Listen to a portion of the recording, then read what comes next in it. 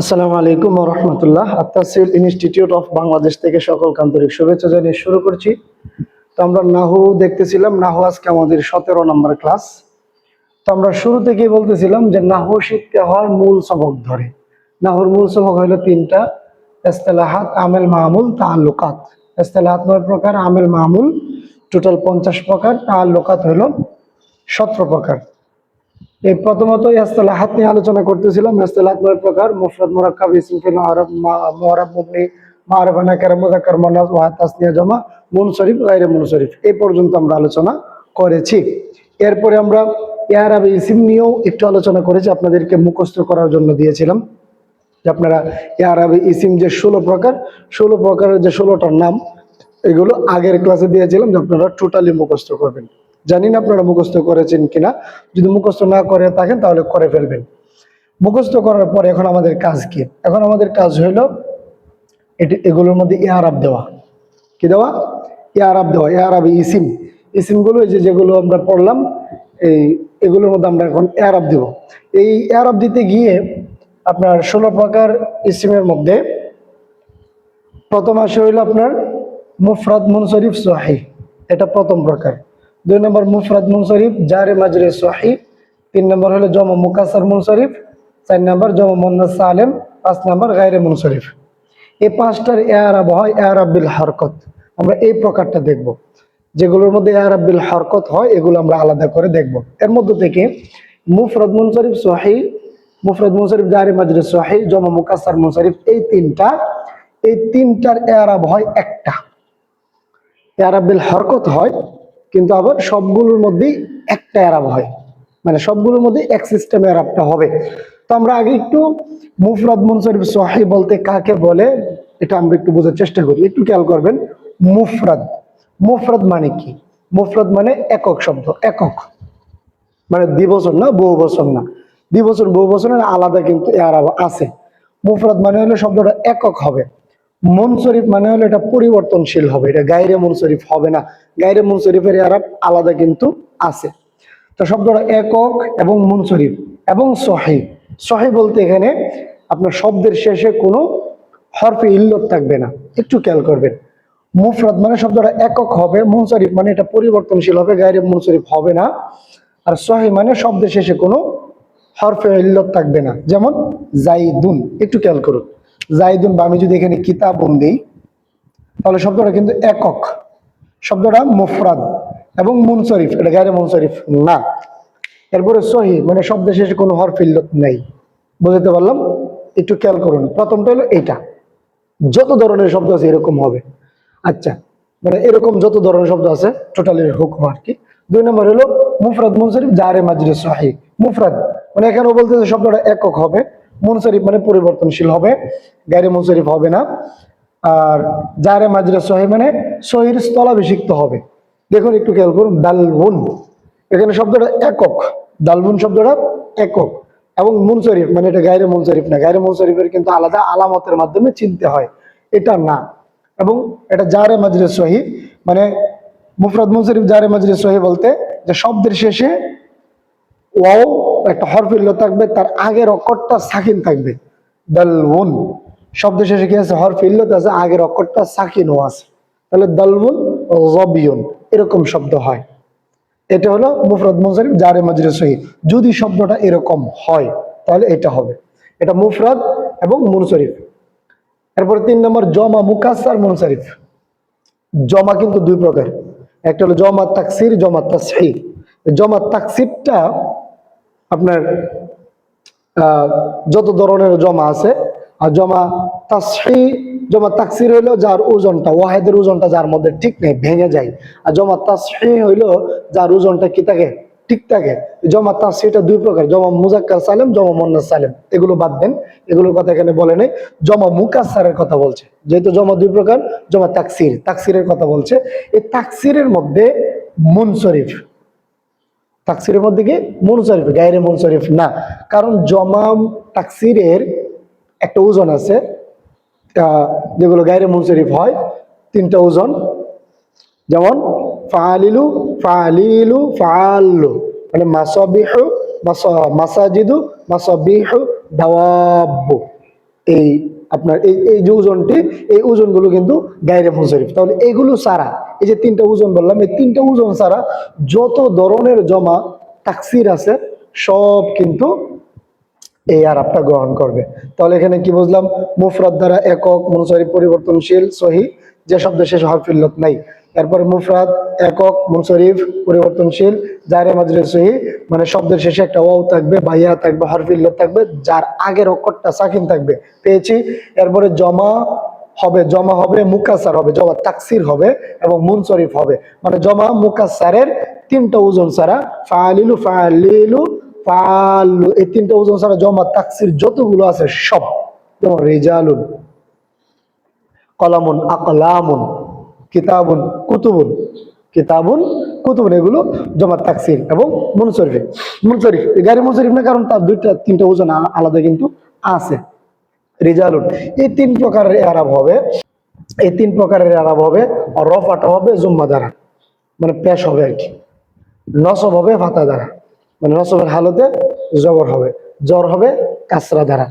মানে বিষয় হলো যে এরাবিল হরকত বলতে কি, জের জবর পেশ, যেখানে যেটা নেওয়ার এই তিনটা এটাই নিবে। হ্যাঁ, রফার জায়গাতে জুম্মাটা নিবে, নসব হবে ফাতা দ্বারা, জ্বর হবে কাসরা দ্বারা। মানে পেশের জায়গাতে পেশ হবে, জবরের জায়গাতে জবর হবে, জেরের জায়গাতে জের হবে। যদি আমি এক কথাই বলি, যেমন যা আজাইদুন, আমি এটার উদাহরণ দিতেছি প্রথম। যা আজাইদুন, এটা এখানে ফায়াল হইলো, তাহলে এখানে পেশ হবে, পেশটা পেশের দ্বারাতেই হলো।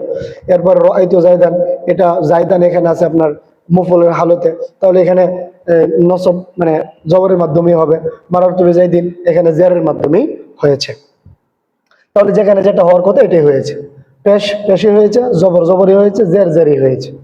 এরপর যদি আপনি এটা দেখেন দালবনটা, এখানেও এটা যা দালবন, রাআইতু দালওয়ান, মারারতু বি দালওয়িন, মানে জবরের জায়গায় জবর আছে, পেশের জায়গায় পেশ আছে, আর কি জেরের জায়গায় জের আছে, জের আছে।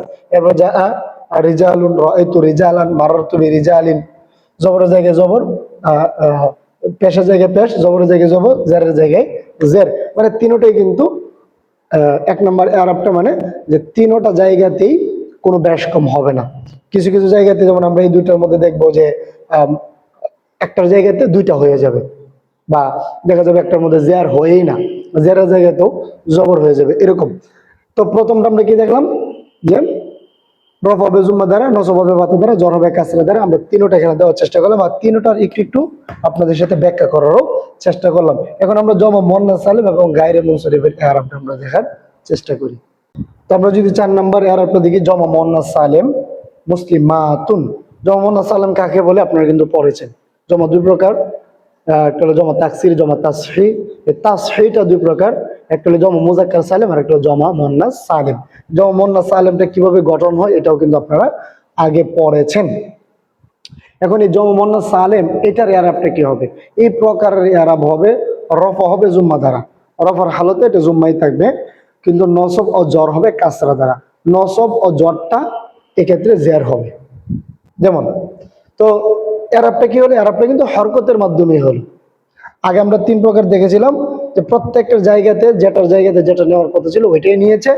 বাকি এটার মধ্যে একটু পরিবর্তন দেখতেছি কি, যে ইআরাবটা হরকতের মাধ্যমে হচ্ছে, বাকি দুই অবস্থায় জের হয়।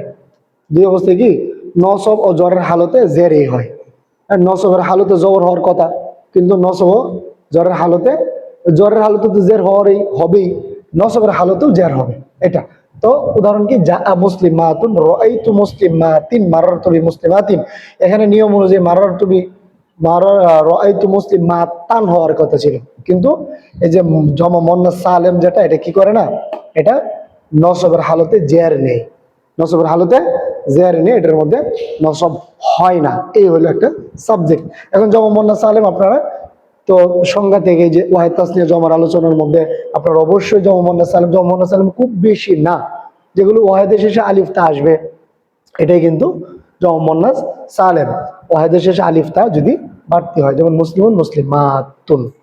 ওকে, তো আমরা এখন দেখবো গায়রে মুনসরিফের ইআরাবটা। তো আমরা যদি গায়রে মুনসরিফের ইআরাবটা দেখি, গায়রে মুনসরিফের ইআরাব কিন্তু আপনার ইআরাব বিল হরকতই হবে। এই প্রকারের ইআরাব হবে, রফা হবে জুম্মা দ্বারা, নসব ও জ্বর হবে ফাতা দ্বারা। আপনারা এই তিনটা দেখেছেন, রফা হবে জুম্মা দ্বারা, নসব হবে ফাতা দ্বারা, জ্বর হবে কাসরা দ্বারা। 4 নম্বর যেমন মোহাম্মদ সালেম দেখেছেন যে রফা হবে জুম্মা দ্বারা, নসব জ্বর হবে কাসরা দ্বারা। আর গায়রে মুনসরিফের একটা হইলো যে রফা হবে জুম্মা দ্বারা, নসব জ্বর হবে ফাতা দ্বারা। কিন্তু এরাবটা হচ্ছে কিন্তু এরাব বিল হরকত, এখানে কিন্তু এরাব বিল হরফের মাধ্যমে হচ্ছে না, এরাব বিল হরকতই হচ্ছে, কিন্তু একটু পরিবর্তন হচ্ছে, মানে দুইটার মধ্যে একটা হয়ে যাচ্ছে আর কি। তো উদাহরণটা কি, যা উমারু, উমর আসলো, রাআইতু উমারা, এই যে রফার নসবের হালতে রায় আছে, ঠিক আছে, আমি উমরকে দেখেছি। মারারতু বি উমারি হওয়ার কথা ছিল, কারণ এটা জ্বরের হালতে, কিন্তু জ্বর না হয়ে জের না হয়ে এখানে জবরই হয়েছে, কারণ গায়রে মুনসরিফের মধ্যে কি হয় না, জের হয় না, গায়রে মুনসরিফের মধ্যে জের হয় না। এখন গায়রে মুনসরিফ চিনার জন্য কি কি করতে হয়, আমরা কিন্তু গায়রে মুনসরিফ নিয়ে কিন্তু একটা ক্লাস করেছি। আমাদের ক্লাসটা ছিল 15 নম্বর ক্লাস, যে মুনসরিফ গায়রে মুনসরিফ নিয়ে বিস্তারিত আলোচনা। এখানে গায়রে মুনসরিফের আপনার 9টা সবব আছে, 9টা সবব থেকে 2টা সবব পাইলে গায়রে মুনসরিফ হয়, অথবা এমন একটা সবব পাইলে গায়রে মুনসরিফ হয়, যেটা 2টা সববের কায়েম মুকাম। ওটার মধ্যে আমরা কিন্তু বলেছি যে কোন শব্দটা কিসের মাধ্যমে কিভাবে গায়রে মুনসরিফ হয়, আমরা কিন্তু 15 নম্বর ক্লাসে বিস্তারিত বলেছি। কারণ আমরা জানি যে এগুলো এখানে যখন আসবে তখন বললে হবে না, এই কারণে আগে আপনাদেরকে শেখানোর চেষ্টা করেছি যে আদল, ওসফতা, আনিস, মারফা, উজমা, জমা, তারকিব, অজনিফিল, আলিফানুন, জায়েদাতান, এই 9টা আলামত নিয়ে আমরা কিন্তু বিস্তারিত মুনসরিফ গায়রে মুনসরিফ নিয়ে আলোচনা করেছি। এখন এখানে শুধুমাত্র তার এরাবটা আলোচনা করলাম। আপনারা ওইখান থেকে ওই ক্লাসটা থেকে মুনসরিফ গায়রে মুনসরিফ চিনে প্রত্যেকটা শব্দ কোনটা মুনসরিফ হয় কোনটা গায়রে মুনসরিফ হয় ওইখান থেকে চিনে যদি গায়রে মুনসরিফ আপনি পান তাহলে এই আরাবটা আপনি প্রয়োগ করবেন, ঠিক আছে। আদল হতে পারে আদল, ওয়াসফ, মারেফা, উজমা, জমা, তরকিব, ওজনিফিল, আলিফানুন, জায়েদাতান, এটা হলো গায়রে মুনসরিফের স্বভাব ছিল। তো আমরা এই প্রথম ক্লাস আরব ইসিমের মধ্যে যে 16 প্রকার আরব ইসিম, মোট 16 প্রকার থেকে প্রথম 5 প্রকার দেখলাম, যে 5 প্রকার কি করে ইয়ারাব বিল হরকত নেই, হরকতের মাধ্যমে যাদের এরাবটা হয়, এগুলো আমরা বোঝানোর চেষ্টা করলাম। এর পরবর্তী পার্টে আমরা যেগুলো এরাব বিল হরফ নেই ওই রকম ভাবে আনার চেষ্টা করব। তো যদি আপনাদের ক্লাসগুলো ভালো লাগে অবশ্যই বন্ধুদের মধ্যে শেয়ার করে দিবেন, আমাদের পেজ এবং চ্যানেলের পাশে থাকবেন। সকলে ভালো থাকবেন। আসসালামু আলাইকুম ওয়া রাহমাতুল্লাহ।